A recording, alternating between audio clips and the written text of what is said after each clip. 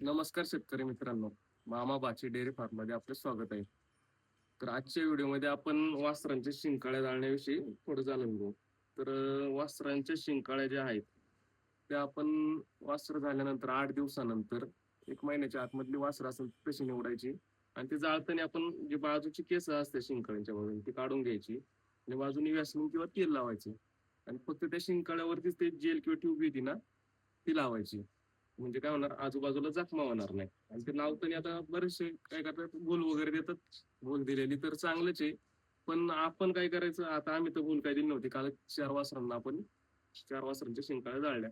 तर वासरांचे चारही पाय बांधले होते आणि व्यवस्थित धरून ते शिंकाळ्या जाळल्या आणि 1-2 तासभर त्यांचे पाय तसेच बांधून ठेवले. आणि पण पाय का सोडले नाही, तर पायाने वगैरे ते डोक्याला पाय लावणार आणि मग ते आजूबाजूला ती ट्यूब पसरणार व जखमा होतात.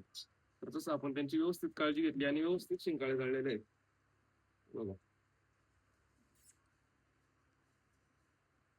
मग व्यवस्थित कुठं जखमा वगैरे काय नाही झालेल्या. कालच आपण हे केलं होतं.